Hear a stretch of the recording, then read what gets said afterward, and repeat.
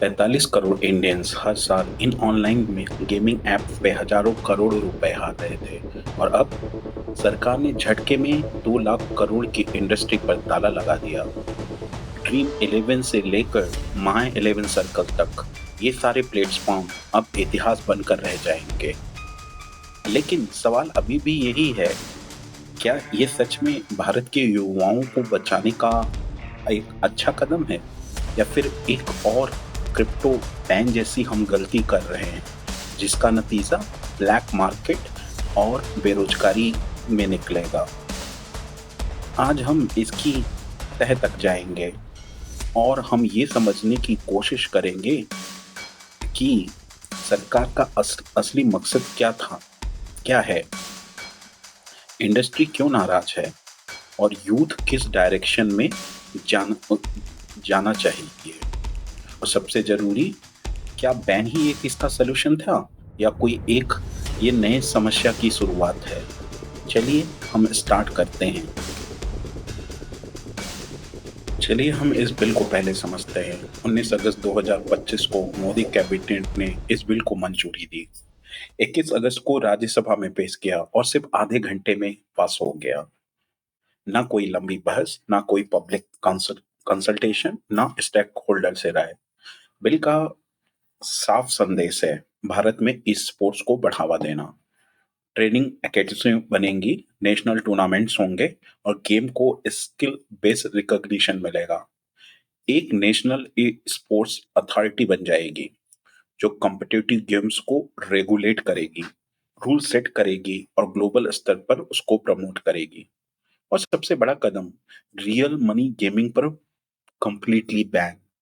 मतलब ऐसे सारे ऑनलाइन गेमिंग एप्स जहां पैसा लगाने पर चांस फैक्टर से जीत या हार होती है, अब वो इलीगल कहें माने जाएंगे।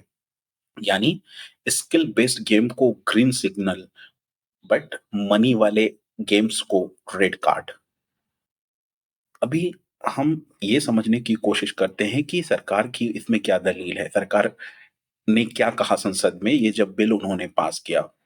सरकार का सीधा सा एक स्ट्रेट फॉरवर्ड कहना था कि ये कदम हम यूथ को बचाने के लिए कर रहे हैं, जो कि बहुत जरूरी था। अब उन्होंने क्या फैक्ट प्रेजेंट किए, उन्होंने कहा डेटा कहता है ऑनलाइन गेमिंग एडिक्शन तेजी से बढ़ रहा है। स्टूडेंट लोन से लेकर परिवार की सेविंग तक इन लोन एप्स में गंवा रहे हैं। डेब्ट क्राइसिस, डिप्रेशन, सुसाइड बढ़ रहे हैं। और सबसे खतरनाक, कई ऐप्स के लिंक मनी लॉन्ड्रिंग और टेरर फंडिंग से मिले हैं। आईटी मिनिस्टर मिस्टर अश्विनी वैष्णव ने पार्लियामेंट में क्या कहा, उन्होंने कहा रेवेन्यू से ज्यादा महत्वपूर्ण है इंसान की जिंदगी। पेनाल्टीज भी बहुत सख्त हैं इसके। कंपनी चलाने पर अभी आपको 3 साल जेल और 1 करोड़ का फाइन हो सकता है अगर आपने गैम्बलिंग वाले गेम ऐप लॉन्च किए। सेलिब्रिटीज और इन्फ्लुएंसर अगर इसे प्रमोट करेंगे तो उन्हें भी 2 साल का जेल और 50 लाख रुपए का फाइन। बैंक्स अगर ऐसे ट्रांजैक्शन अप्रूव करेंगे तो उन पर भी एक्शन होगा। और ऑफेंस को कॉग्निजेबल और नॉन बाइलेबल कैटेगरी में रखा गया है। मतलब पुलिस सीधे आपको अरेस्ट कर सकती है और बेल मिलना ऑलमोस्ट इम्पॉसिबल होगा। यानी सरकार ने साफ कह दिया है, इसमें हम कोई भी ढिलाई नहीं करेंगे। लेकिन ये इम्प्लीमेंट करने पर हम चलिए बात करते हैं जो गेमिंग इंडस्ट्री है, उनका क्या लॉजिक है। भारत में इस समय 400 से ज्यादा गेमिंग कंपनीज एक्टिव हैं। करीब 2 लाख की रोजी रोटी इसी सेक्टर पर टिकी है।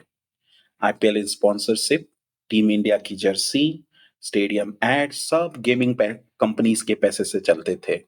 बॉलीवुड सेलिब्रिटीज और सोशल मीडिया इन्फ्लुएंसर भी इन ऐप को प्रमोट करते थे। इंडस्ट्री का चलिए नंबर देखते हैं, डेटा देखते हैं। 4 बिलियन यूएसडी का साइज, हर साल 20% growth. 4 billion USD, okay, it's a huge amount, और हर साल 20% का ग्रोथ। 25,000 करोड़ रुपए का इन्वेस्टमेंट पहले ही आ चुका है। 55 करोड़ रजिस्टर्ड यूजर हैं, जिनमें 10 करोड़ रोज एक्टिव हैं और सरकार को सालाना 20-30 हजार करोड़ का टैक्स रेवेन्यू मिलता है। इंडस्ट्री का ये सवाल है, अल्कोहल, टोबैको और जैसे प्रोडक्ट्स जो हेल्थ के लिए कहीं ज़्यादा हानिकारक हैं, उन्हें क्यों बैन नहीं किया जाता है? उन्हें क्यों रेगुलेट नहीं किया जाता है? तो गेमिंग पर ही ब्लैंकेट बैन क्यों? उनका कहना है रेगुलेशन ही बेहतर रास्ता था, बैन नहीं। लेकिन चलिए हम इसके पीछे एक काली हकीकत को समझते हैं। दोस्तों, ये भी सच्चाई है कि इस चमकते हुए गेमिंग इंडस्ट्री के पीछे एक बहुत बड़ा अंधेरा छिपा हुआ है। एडिक्शन का साइकिल बहुत ही डेंजरस है। शुरुआत होती है सिर्फ 10 या 20 रुपए से। चलो मजे के लिए खेलते हैं। पहली बार जीत गए तो दिमाग कहता है मैं टैलेंटेड हूँ, मैंने कैलकुलेशन किया और मैं जीत सकता हूँ। लेकिन फिर हार होती है और दिमाग रिकवरी मोड में चला जाता है। जो 200 या 500 हारा हूँ, अगली बार मैं रिकवर कर लूंगा। और यहीं से इंसान कर्ज में डूबना स्टार्ट हो जाता है। सरकार का डाटा बताता है 45 करोड़ इंडियंस ने 20,000 करोड़ इन एप्स में गंवाया है। कई लोगों ने इन ऐप में पैसे डालने के लिए लोन्स लिए, सेविंग गंवाई, कुछ ने तो आत्महत्या ही कर ली। महिलाओं और स्टूडेंट पर इसका पूरी तरह असर पड़ा है। एक एग्जांपल देता हूँ, महादेव ऐप जैसे केसेस ने दिखाया है कि एक सिर्फ एडिक्शन नहीं था, बल्कि देश का पैसा बाहर भेजने और क्राइम नेटवर्क को फंड करने का भी रास्ता बन चुका था।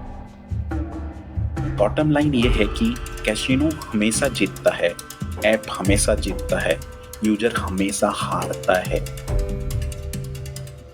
अभी हम चलिए बात करते हैं कि ग्लोबल प्रैक्टिस क्या है इस चीज पे और इंडिया में क्या है। अब सवाल यह है कि इस प्रॉब्लम का सलूशन सिर्फ बैन था? दुनिया के कई देशों ने इसे रेगुलेट किया है। UK gaming licence deposit limits, addiction helpline उन्होंने स्टार्ट किया। सिंगापुर ने strict KYC, user loss limit, USA ने स्टेट वाइज रेगुलेशन किया है।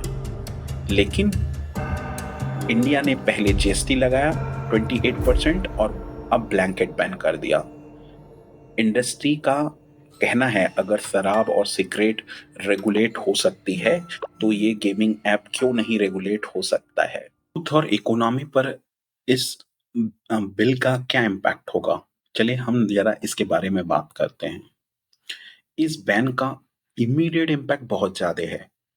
करीब ऑलमोस्ट 2 लाख जॉब खतरे में होंगे। स्टार्टअप और इन्वेस्टर इंडिया छोड़कर बाहर चले जाएंगे। सरकार को 20 से 40 करोड़ का टैक्स लॉस होगा। ग्लोबल ग्लोबल जो इन्वेस्टर्स होंगे वो क्या सोचेंगे? इंडिया में पॉलिसी कभी भी अचानक बदल सकती है। और सबसे बड़ा रिस्क दोस्तों, ब्लैक मार्केट का। क्रिप्टो बैन के बाद भी इलीगल ट्रेडिंग जारी रहा। गेमिंग में भी वही रिपीट हो सकता है। जैसे आजकल आप लोगों ने सुना होगा टिकटॉक भी वेब के थ्रू इंडिया में यूज होना स्टार्ट हो गया है। एडिक्शन कम होगा या अंडरग्राउंड एप्स और भी खतरनाक बनेंगे? ये सवाल अभी भी खड़ा है हमारे सामने। असली चैलेंज क्या है? क्या ब्लैंकेट बैन जो है यूथ को बचाएगा या उन्हें और अंधेरे में धकेल देगा? दोस्तों, ये लड़ाई सिर्फ गेमिंग एप्स की नहीं है। ये लड़ाई पॉलिसी बनाम इम्पल्सिव बैन्स की है। ये लड़ाई है फ्रीडम बनाम एडिक्शन की है। सरकार कहती है वेलफेयर ज्यादा जरूरी है। इंडस्ट्री कहती है जॉब और इन्वेस्टमेंट रिस्क में है। लेकिन असली सवाल यह है, क्या युवाओं की दिशा इस बैन के बाद क्या होगी? मेरा मैसेज बहुत सिंपल है। क्विक मनी के इल्यूजन से बाहर निकलो।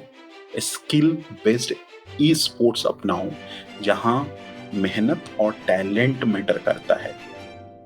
फाइनेंशियल लिटरेसी सीखो। पैसा मेहनत और स्मार्ट इन्वेस्टमेंट से बनता है, गैम्बलिंग से नहीं।